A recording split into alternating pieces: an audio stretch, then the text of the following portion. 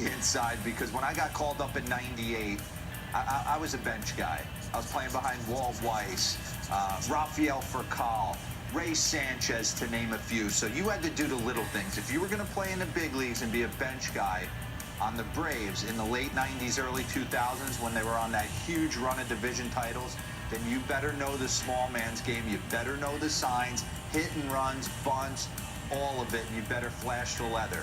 But I used to pinch hit a lot off the bench. In 2003, when I was trying to establish myself in the big leagues, I can take you down to Minute Maid. Mark DeRosa will be the pinch hitter. He has not had a sacrifice this year. So I look out on the mound in Houston, and there's Billy Wagner, potential future Hall of Famer, huge save guy, 5'9", just huge quads coming at you with a 100-mile-an-hour fastball.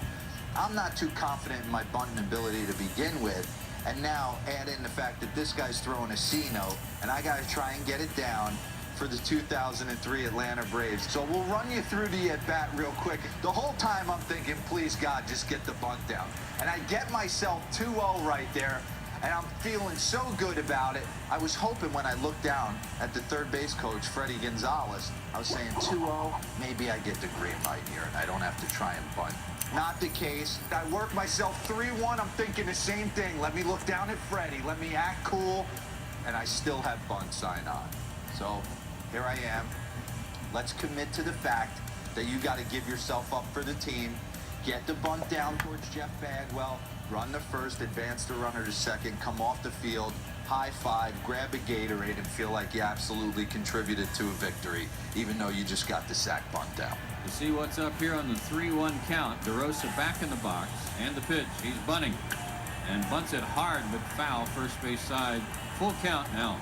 And now I'm thinking to myself, oh, he's got to take it off. Please, God, take it off. I don't want to have to worry about getting this bunt down. I just remember looking down at Freddie Gonzalez in a full count, and he ended up taking the bunt off. And I'm like, this is your shot, man. If you're ever gonna, I'm eliminating his slider.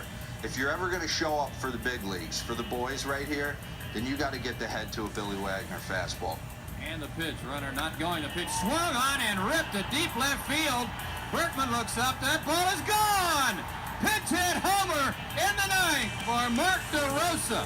One of my mentors, Chipper Jones, he always used to say to me, you want to be a part of this team, you want to stick in the big leagues for any amount of time, then you better help this ball club win a game by yourself. You have to do something, get a hit, make a play that changes the complexion of our season. So that was one of the early at-bats in my career that kind of changed the way I thought about the game. I think kind of changed the way some of the coaches looked at me.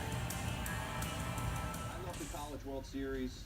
When I was at Penn, we made it to the regionals, got bounced by Auburn. It was like the greatest experience for us to go. So, been watching the College World Series, Arkansas versus Oregon State, and it got me thinking about Alex Bregman back at LSU. Go do yourself a favor and YouTube some of his highlights at LSU and see what his teammates say about him, what his college coach said about him. I mean, they're almost in tears. Then I got a chance to call the Futures game, and I had to start the show with Alex Bregman. Walk down on the field and asked him, what are you thinking? What do you want the world to know? And he goes, D-Row, that I'm ready to play in the big leagues. I mean, the guy just seriously owns the moment and had 3 knocks in this game, won the cycle. Color away, I'm going for it the rest of the game. You think he wants the moment? And he has such an interesting way of hitting. I'm dying to break it down. He told me he likes to pull the knob across his chest to create extension. I have never heard that before. I'm not even going to try and figure it out. Also, defensively, what he's able to do. I mean, the highlight reel plays at LSU at shortstop every weekend, and then he plays third base. They got to get him there as quick as possible. Jeff Lunau talked about the fact that we can put him at third because we shift him so much, and he's going to be playing a little bit of shortstop. Flair for the dramatic, want for the moment. Just an impressive baseball player. Everyone around him, he makes them better. He's an infectious personality in the clubhouse. Special, special ball player. Only the 5th player ever with 35 doubles, 9 triples, 30 homers, 100 RBIs, 20 steals. And you see the 30, 100 with speed. Pretty rare combination. In on the hands, he pops it up. Aguilar is going to have a tough play, and he can't make it. It's a good single for Baez.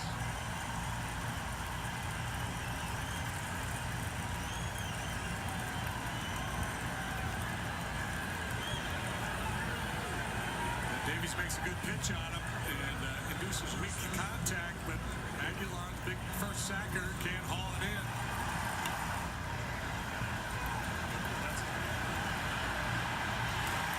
So the Murphy ball's an out, the Baez ball's a knock. Will Venables say, get back here, young man. We had Javi trying to tag Javi earlier. If Javi is over on the right side defensively, he probably retires Javi. Does that make any sense? He's really good at that over-the-shoulder grab into the outfield. Rizzo lines one for a base hit. Baez is going to head for third, and he'll make it as King lost the handle. He's going to try to score. The front of the plate is high. Cubs lead 1-0. El Mago. And El Butter, an aggressive set by Brian Butterfield. Great base running by Baez. I mean, he was flying around second base. And a little bit of a mishandle by Kane out center. Butter said, why not? Let's go. Probably be a single and an error on Kane. But we see it time and time again with aggressive base running. It forces defenders into mistakes. A quick kick to find the base runner. You hurry things a little bit. You mishandle a play where he would have stopped. Butter sends him on home. 1-0 Cubs. I mean, he is getting after it. So you see, he was breaking it down, but Butter said, no, let's go. And the ability to break it down and get back to full speed so quickly, very impressive.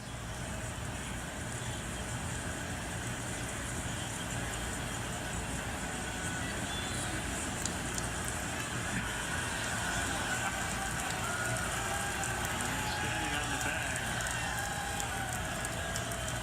Not only is he magical, but he's psychic. It's actually not an awful time to throw over there because you might catch a guy, starting to take his lead.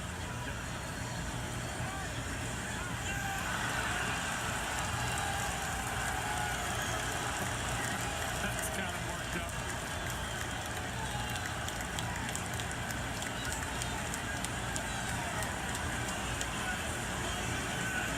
Just threw it away. Can you imagine? Of course you could. It's El Mago.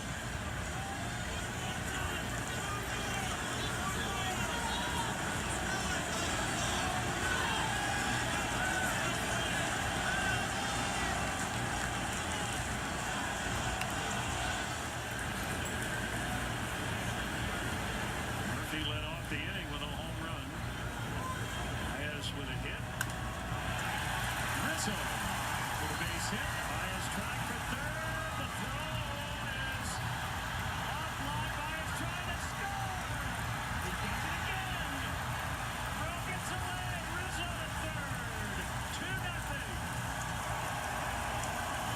He just creates chaos. It was so much fun to watch that play because it was a carbon copy of the play the other day, except for this time Kane didn't mishandle the ball in the outfield. This time he airmailed the throw. And I still think he looks surprised that he tried it. You can't be, anytime he presses for an extra base, you have to assume he's going to try to go. No hesitation after the ball gets off the railing in front of the dugout.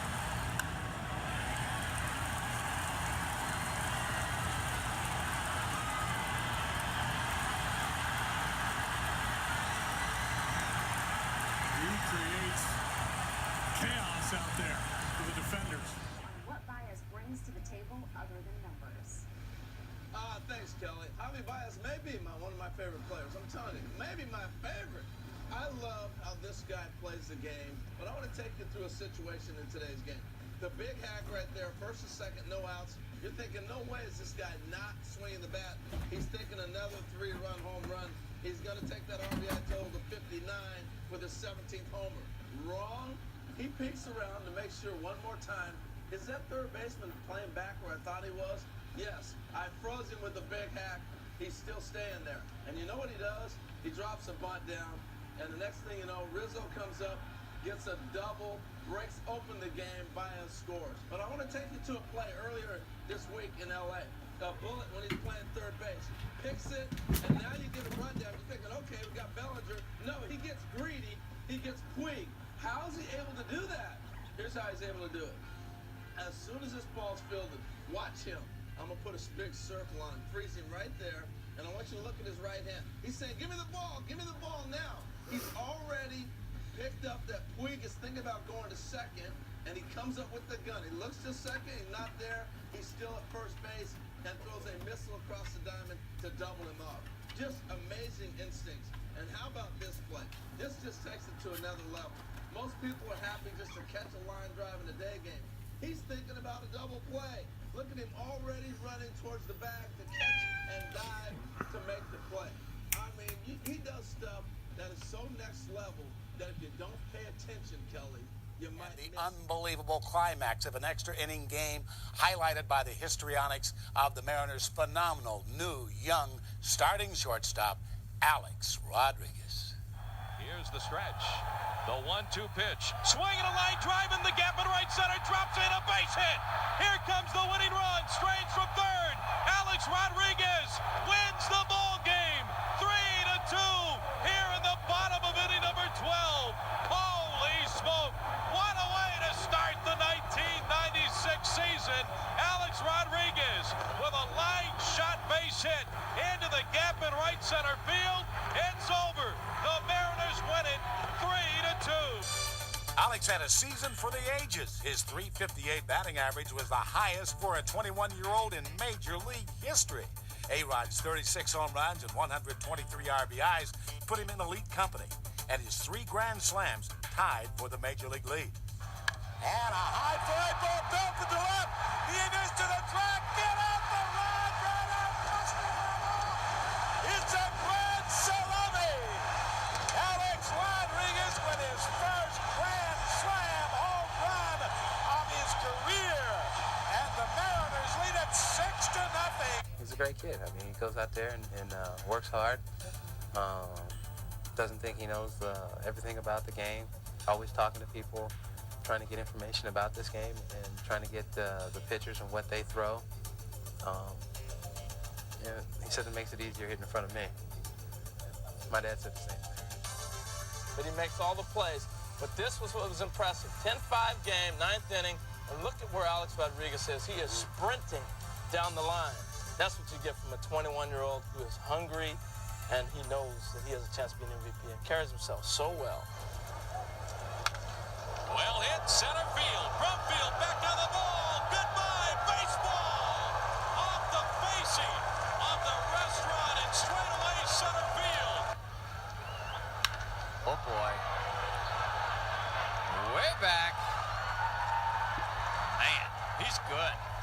There were a lot of incredible games with wild and your tag. I've never seen a better tag in the game, ever.